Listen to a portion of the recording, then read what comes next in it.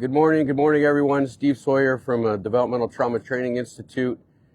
I had some kind of Facebook glitch this morning. I took you on a wonderful walk on the beach with me and talked about rest and restore, but the first 5 minutes of my conversation didn't record for some reason. I don't know what happened. So we went and double checked it and it glitched out for some reason. I have good signal, so we'll do a redo here and we restart the Facebook Live here.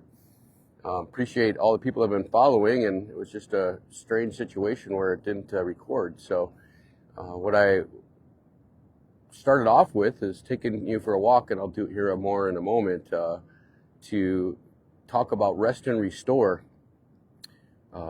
People that have been survivors of developmental trauma often do not rest well.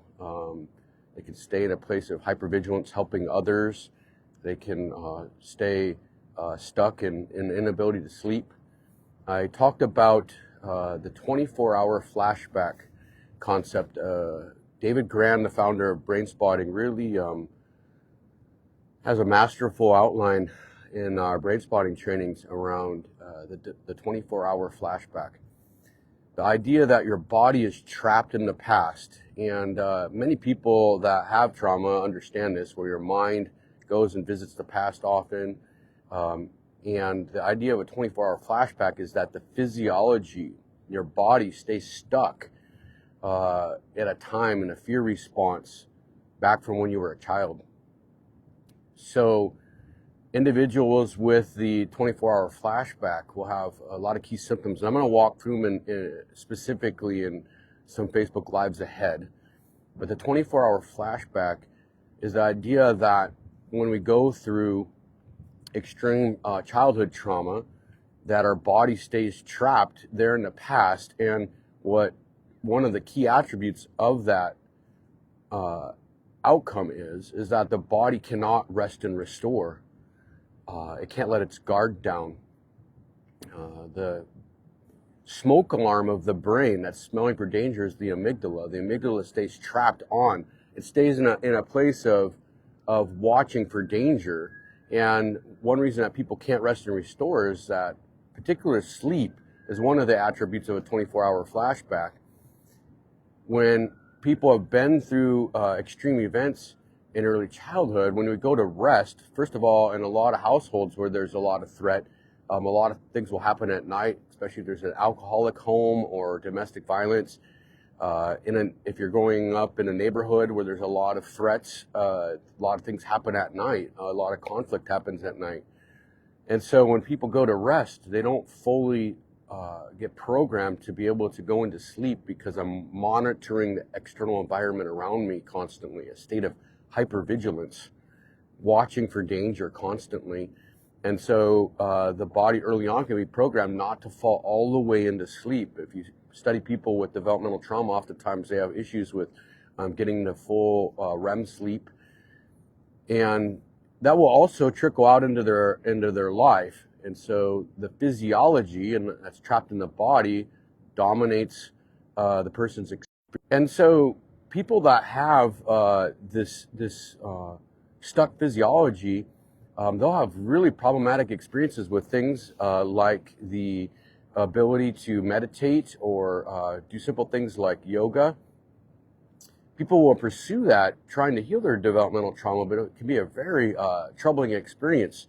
People can have flashbacks, particularly body flashbacks, when it comes to being able to sit still for a long period of time in a peaceful, quiet environment. When our insides are dominated by physiology that is from the past, the ability to sit there, actually the brain naturally brings that information up to us to keep us on edge.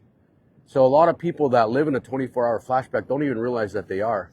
Beautiful sunrise just coming over the trees right now. It's going to be right in my face here, but you'll get to light up the whole beach here in Oregon.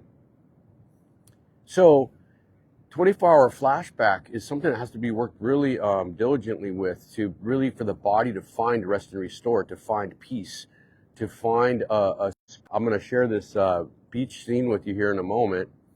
I even mentioned in the previous one I was just recording that social media takes us out of the current moment and puts us in somebody else's experience. So to be truly grounded in the current, the five senses, just briefly here, we did this a lot in our therapeutic programs when I ran those on a really regimented and regular basis, so that people could find themselves to the here and now.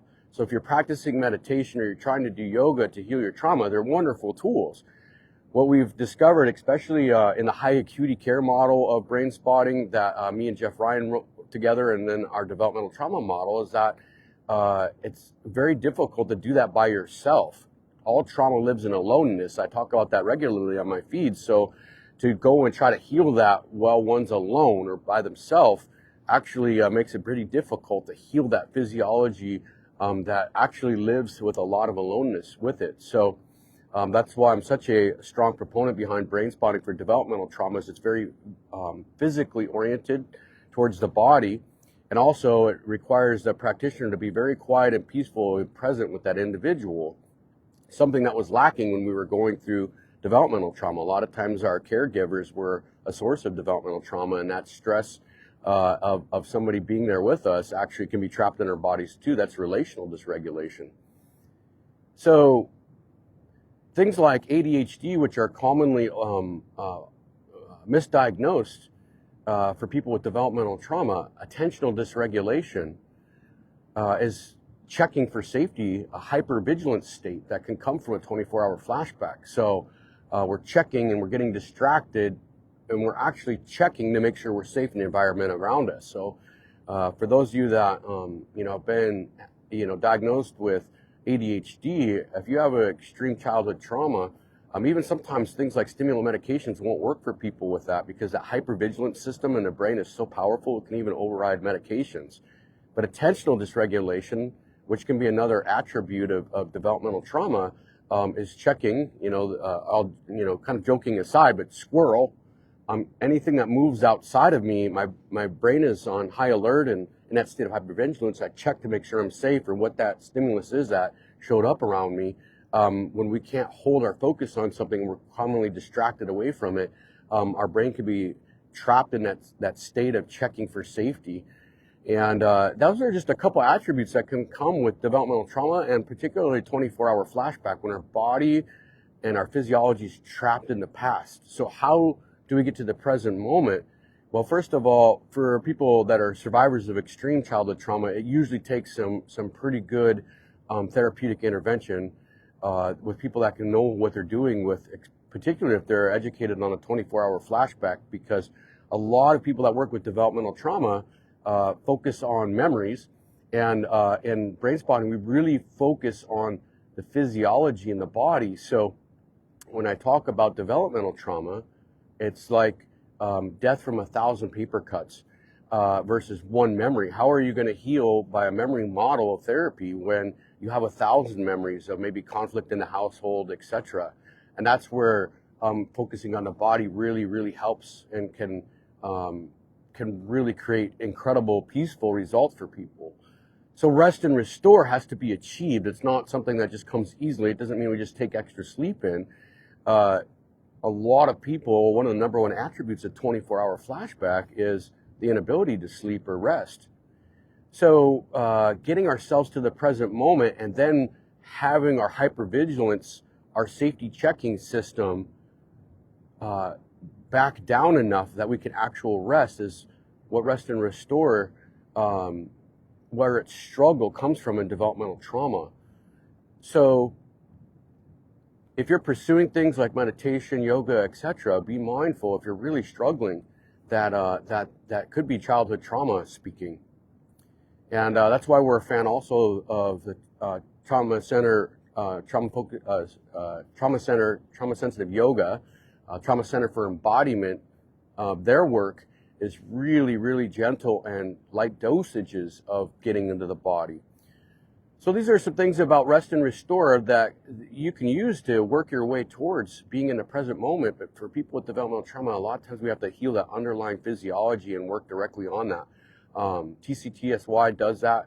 And in brain spotting, a good brain spotter who's been trained, particularly in the developmental trauma model or the high acuity care model, know how to rescue people out of that physiology of 24-hour flashback.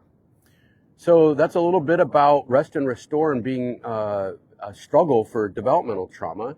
And one simple exercise I'll leave you with here in this environment that's around me here. 5 senses work as noticing your 5 senses. So being able to just take in what you see, what you hear, what you smell, what you taste, and what you touch. There's more senses than the 5 senses, but I'll leave it there. And I'm going to just share this moment with you and just see what you see, hear what you hear. You might hear the ocean waves in the background. Smell what's in the environment. I'm somewhere else. So to bring yourself to the present moment, practice this also with after we close down the live here in your home of what do you see, what do you hear, what do you smell, what do you taste, what do you touch. But just to share a little beautiful moment with you in an incredible place. This is the Oregon coast, a really miraculous place. The ocean waves are big right now, so you might be able to hear the ocean even in the background with me here. And just take that in for your moment here. And practicing 5 senses on a really regular basis is one way to start to pull yourself more to the present moment, and is one way to start to counter those 24-hour flashbacks if you do recognize that you have them. And again, I'll go through the symptoms more carefully in some of the Facebook Lives ahead.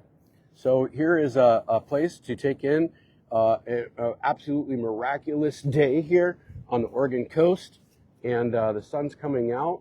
And I'll just take in the sights that are here, enjoy them. Notice the sound of the ocean waves if you can hear it there. The smells in your room and your space will bring you to your current space in your home right now. What do you taste and what are you touching? I'm standing upon the sands of the beach here. I can feel them under my feet. And just practicing that on a regular basis is a way to counter some of this 24-hour flashback material. And again, if your trauma acts up in that, then it's time to go and get some intervention. So we'll close out with a little bit of 5 senses here.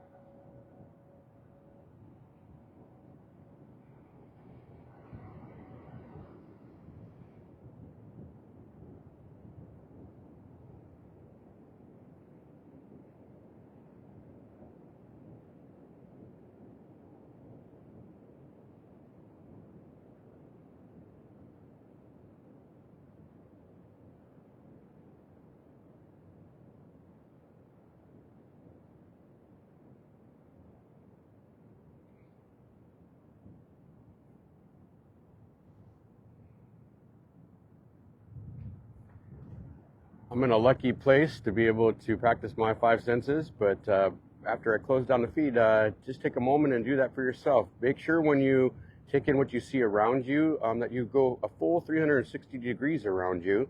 A lot of times as humans, we look straight forward. Look behind you too, so just turn around in that space just like I did with the camera and really just take in the smells, feel your feet on the ground. I can feel the sand stamp below my feet. And have a beautiful day, everybody. We'll talk more ahead on achieving rest and restore and some of these 24-hour flashbacks and feeds ahead. Thanks for joining us.